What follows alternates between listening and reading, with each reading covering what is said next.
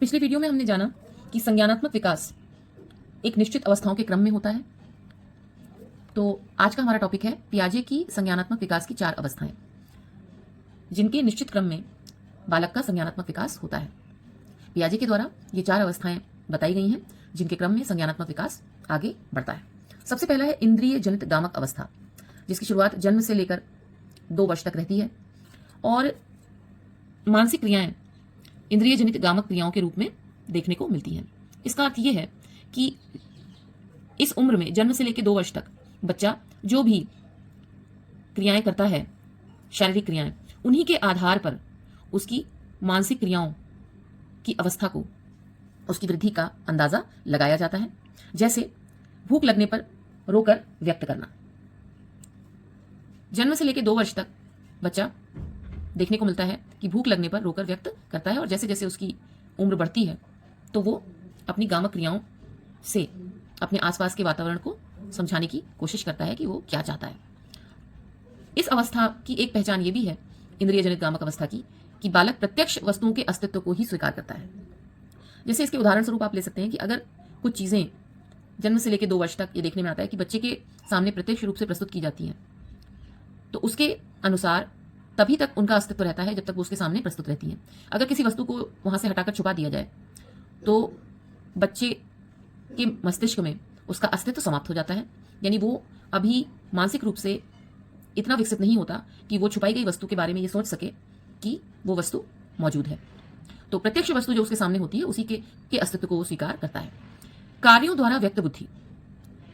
जन्म से लेकर 2 वर्ष तक ये देखने में आता है कि बच्चा जो क्रियाएं करता है अपने आसपास के वातावरण में शारीरिक रूप से, उससे उसकी बुद्धि के विकास का अंदाजा लगाया जा सकता है। जैसे अगर हम उदाहरण लें कि जन्म से लेकर 2 वर्ष के बीच का जो बच्चा है, उसके सामने अगर किसी कपड़े पर एक खिलौना रख दिया जाए, तो बच्चा अगर कपड़े को खींचकर उस खिलौने को अपने पास कर लेता है, तो इससे ये पता चलता है कि बच्चे की बुद्धि किस तरह से विकसित हो रही है।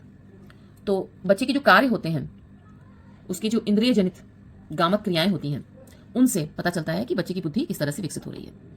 इंद्रिय जनित गामक अवस्था, जिसके बारे में हम पढ़ रहे हैं, इसका संबंध सीधे तौर पर अनुकरण, स्मृति और मानसिक निरूपण से है।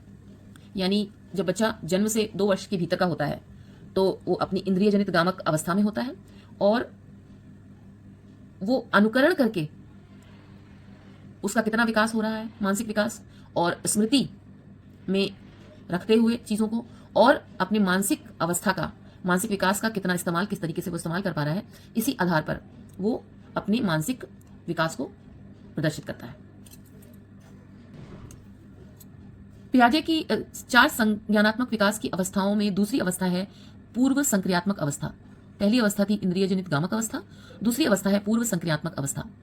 पिछली अवस्था 2 वर्ष तक समाप्त हो गई थी। पूर्व संक्रियात्मक अवस्था 2 से 7 वर्ष तक देखने को मिलती है। पूर्व संक्रियात्मक अवस्था की पहचान यह है कि बच्चा परिवेश की वस्तुओं को पहचानने लगता है और उनमें विभेद भी, डिफरेंस भी करने लगता है। इससे पूर्व की अवस्था में, इंद्रिय जनित गामक अवस्था में, बच्चा सिर्फ प्रत्यक्ष वस्तुओं के अस्तित्व को स्वीकार कर रहा था। इससे आगे बढ़कर इस पूर्व संक्रियात्मक अवस्था में बच्चा परिवेश की वस्तुओं को अच्छी तरह पहचानता है, और उससे अगर आप पूछेंगे किसी चीज को पॉइंट आउट करके कि वो वस्तु कहाँ है, तो 2 से 7 वर्ष का बच्चा आपको उस वस्तु को दिखाएगा और बताएगा कि ये है वो वस्तु, और वो उन वस्तुओं में विभेद भी कर पाएगा। जाहिर है कि अगर वो पहचान रहा है तो वो वस्तुओं में विभेद भी कर पा रहा है। ये होता है 2 से 7 वर्ष के बच्चे की अवस्था में। भाषा विकास का आरंभ। 2 वर्ष का बच्चा कुछ शब्दों को सीख लेता है और धीरे धीरे उसकी जो शब्दों की वोकैबुलरी होती है उसमें बढ़ोतरी होती है। 7 वर्ष तक बहुत सारे शब्दों का ज्ञान उसको हो जाता है, और वो अपने परिवेश में सुनी जाने वाली भाषा का अर्जन आसानी से करने लगता है। इसीलिए कहा गया कि 2 से 7 वर्ष में बच्चे की भाषा का विकास आरंभ हो जाता है, और वो कुछ शब्दों को जैसे जैसे आगे बढ़ते हैं, उसकी उम्र आगे बढ़ती है, वो कुछ वाक्यों को भी बोलकर अपने परिवेश के साथ बातचीत और संप्रेषण करना शुरू कर देता है। नई सूचनाओं और अनुभवों का संग्रह।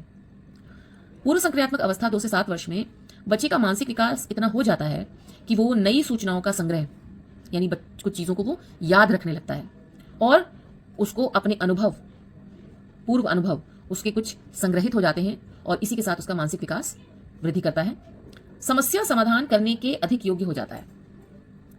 2 से 7 वर्ष का बच्चा जो पूर्व संक्रियात्मक अवस्था में है, उसकी क्रियाओं से, मानसिक और शारीरिक क्रियाओं से ये देखने को मिलता है कि बच्चा पहले से अधिक आसानी से एक लेवल की समस्याओं का समाधान कर पा रहा है और वस्तु स्थायित्व का गुण बच्चे के अंदर डेवलप हो जाता है। इसका मतलब ये हुआ कि जो बच्चा इंद्रियजनित गामक अवस्था में था, पहली अवस्था में था पियाजे के अनुसार, उसके सामने से जब किसी वस्तु को हटा दिया जाता था तो उसका अस्तित्व उस बच्चे के लिए समाप्त हो जाता था। लेकिन पूर्व संक्रियात्मक अवस्था में 2 से 7 वर्ष वाले बच्चे में अगर किसी वस्तु को बच्चे के सामने से हटा दिया जाए या छुपा दिया जाए तो बच्चा उस वस्तु को याद रखता है और उस वस्तु के बारे में पूछता है, उसको ढूंढने की कोशिश करता है। क्यों? क्योंकि उसका मानसिक स्तर इतना बढ़ चुका है कि उसे ये पता है कि वस्तु मौजूद नहीं है उसके सामने, लेकिन वस्तु कहीं ना कहीं वो है, यानी वस्तु स्थायित्व का गुण उसमें आ चुका है। पियाजे की तीसरी संज्ञानात्मक अवस्था है मूर्त संक्रियात्मक अवस्था, जो 7 से 11 वर्ष तक देखी जाती है।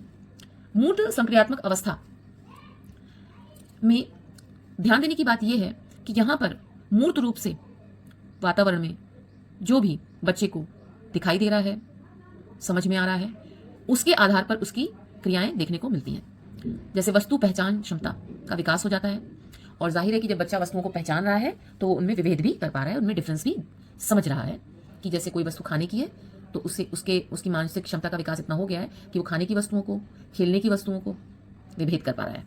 यानी कि अगर उससे कहा जाए खाने की वस्तुओं को अलग करिए और खेलने की वस्तुओं को अलग करिए तो वो वर्गीकृत कर सकता है। ये उम्मीद की जाती है कि 7 से 11 वर्ष के बीच का बच्चा आसानी से वस्तुओं के पहचान के आधार पर उनको वर्गीकृत कर सकता है और इसकी क्षमता, इन सभी चीज़ों की क्षमता उसमें विकसित हो जाती है। वस्तु को पहचानने की क्षमता, उनमें विभेद करने की, मानसिक तौर पर उनमें विभेद करने की क्षमता और उसके बाद उन सभी को वर्गीकृत करने की क्षमता उसमें विकसित हो जाती है। इसके आधार पर यह कहा जा सकता है कि मूर्त संक्रियात्मक अवस्था में बच्चा अपने आस पड़ोस में जो मूर्त रूप से वस्तुओं को देखता है उनके बारे में वो क्रमबद्ध चिंतन करने की क्षमता रखता है और उनके बारे में प्रश्न पूछने पर वो तर्क संगत विचार रखता है और इसकी शुरुआत, इसका प्रारंभ 7 से 11 वर्ष के बीच में हो जाता है। मूर्त संक्रियात्मक अवस्था में 7 से 11 वर्ष के बच्चे में विश्वास करने की प्रवृत्ति का विकास भी होने लगता है, यानी वो अपने आसपास के वातावरण में लोगों में विश्वास करने की क्षमता को डेवलप कर लेता है। मूर्त संक्रियात्मक अवस्था में 7 से 11 वर्ष का बच्चा लंबाई, भार और अंक, इस जैसे कंटेंट्स को, प्रत्ययों के बारे में चिंतन कर सकता है और उनके बारे में बता सकता है, उनके बारे में डिस्कशन कर सकता है। और ये सब बातें जो ऊपर हमने पढ़ी, इनको वो भाषा के रूप में व्यक्त करता है आसानी से, क्योंकि 7 से 11 वर्ष के उम्र के दौरान उसका भाषा का पूर्ण विकास हो चुका होता है। इसका अर्थ है कि वो अपनी बातों को सही तरीके से अपने वातावरण में दूसरे लोगों तक संप्रेषित कर सकता है, पहुंचा सकता है और दूसरों लोगों के द्वारा सामान्य तौर पर जो भाषा इस्तेमाल की जा रही है उनको अच्छी तरीके से समझ सकता है। और मूर्त संक्रियात्मक अवस्था में महत्वपूर्ण बात यह है कि उसमें तर्क करने का गुण विकसित हो जाता है और जाहिर है कि जब बच्चा अपने वातावरण में चीज़ों को पहचान रहा है, उनका विभेदीकरण कर रहा है, उनका वर्गीकरण कर रहा है और तर्कसंगत तरीके से सोचना शुरू कर दे रहा है, तो जाहिर है कि वो तर्क करने की क्षमता को विकसित कर चुका है। पर्यावरण के साथ अनुकूलन, एडाप्टेशन करने के लिए अनेक नियमों को सीख लेता है। 7 से 11 वर्ष का जो बच्चा होता है वो पहले की अवस्थाओं से अलग इस बात को समझ लेता है कि परिवार में रहने के जो नियम हैं वो अलग होते हैं। जब वहां से उठकर वो विद्यालय आता है तो विद्यालय में रहने के नियम जो उसे बताए जाते हैं उनको वो समझता है, उनको वो फॉलो करने लगता है और इसके साथ साथ अपने परिवेश में, जैसे वो पड़ोसी के घर गया तो उस तरह के व्यवहार को नहीं करता जो वो अपने परिवार में करता है। उससे अलग वो वहां के परिवेश को समझते हुए अपने को अनुकूलित करता है वहां के पर्यावरण के साथ। कहने का अर्थ यह है कि मूर्त संक्रियात्मक अवस्था के बच्चे को, 7 से 11 वर्ष के बच्चे को आप देखेंगे कि वो पर्यावरण बदलने के साथ सधे तरीके से अपने पर्यावरण में बिहेव करता है। उसको अपने व्यवहार पर एक कंट्रोल हो जाता है क्योंकि वो अपने पर्यावरण के साथ अनुकूलित होना सीख गया है, जिसको आप एडाप्टेशन करना कहते हैं। पियाजे की संज्ञानात्मक अवस्थाओं में चौथी अवस्था अमूर्त संक्रियात्मक अवस्था है। अमूर्त संक्रियात्मक अवस्था का अर्थ है, मोटे तौर पर हम समझ लें कि यहां इस अवस्था में बच्चा अमूर्त रूप से चिंतन करना सीख लेता है। अगर उसके सामने कोई वस्तु मौजूद नहीं भी है तो भी वो उस वस्तु के बारे में चिंतन कर सकता है, किसी प्रक्रिया के बारे में या किसी घटना के बारे में जो उसने सुनी है, ये देखी नहीं है, तो उसके बारे में वो चिंतन करने के लायक हो चुका होता है। ये अवस्था 11 वर्ष से शुरू होती है और प्रौढ़ावस्था तक जाती है। जैसे कि नाम से जाहिर है कि अमूर्त संक्रियात्मक अवस्था की विशेषता अमूर्त चिंतन है, यानी जितनी भी क्रियाएं हम देखेंगे उसमें हमें अमूर्त चिंतन का प्रभाव देखने को मिलेगा। अमूर्त संक्रियात्मक अवस्था में बच्चा जिस भी फील्ड में अधिगम करता है, अधिक अधिगम करता है, वो उसमें उसकी ऊंचाइयों को छूता है। जैसे अगर बच्चा भाषा संबंधी योग्यता रखता है तो वो उस फील्ड में ऊंचाइयों को छुएगा। भाषा का विकास तो पूर्ण रूप से हो ही जाता है सामाजिक तौर पर, लेकिन अगर बच्चे का विषय, पसंदीदा विषय भाषा है, तो वो उसमें आगे ऊंचाइयों को छूता है। संप्रेषणशीलता का विकास ऊंचाइयों पर होता है। संप्रेषण का मतलब हम जानते हैं, कन्वर्सेशन, एक ऐसा कन्वर्सेशन जिसमें बालक अपनी बातों को सही तरीके से अपने पर्यावरण में जो लोग हैं उनको पहुंचाए और उन लोगों की बातों को अच्छी तरीके से समझ सके।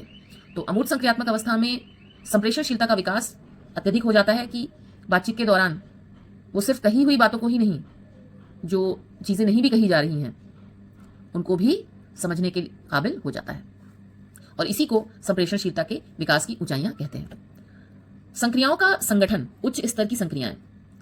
संक्रियाओं का संगठन यानी कि मानसिक विकास बच्चे का इतना प्रगाढ़ हो जाता है कि बहुत सारी संक्रियाओं का संगठन उसके मस्तिष्क में बन जाते हैं। समस्या समाधान हेतु अमूर्त नियमों का निर्माण। जैसे कि हमने देखा कि छोटे बच्चे इससे पहले की अवस्थाओं में समस्या समाधान को मूर्त रूप से देखते हैं और उनका समाधान करते हैं, लेकिन अमूर्त रूप से वो उसके बारे में नहीं सोच पाते। लेकिन 11 वर्ष से ऊपर का बच्चा समस्या समाधान के लिए अमूर्त रूप से भी चिंतन करने के काबिल हो जाता है और उसकी मदद से वो समस्या के समाधान निकालने लगता है। अच्छी तरह से सोचने की क्षमता का विकास। ये जो अमूर्त रूप से सोचने की बात की गई है, इसी को आसान भाषा में अच्छी तरह सोचने की क्षमता का विकास कहा जा रहा है। यानी अमूर्त संक्रियात्मक अवस्था में बच्चे में अच्छी तरह सोचने की क्षमता का विकास हो जाता है। कुछ चीज़ें अगर उसके सामने मौजूद नहीं भी हैं, उनके बारे में भी वो चिंतन आसानी से कर पाता है और समस्या का समाधान निकाल पाता है। समस्या समाधान करने की योग्यता का विकास उसमें हो जाता है और निर्णय लेने की क्षमता का भी विकास हो जाता है।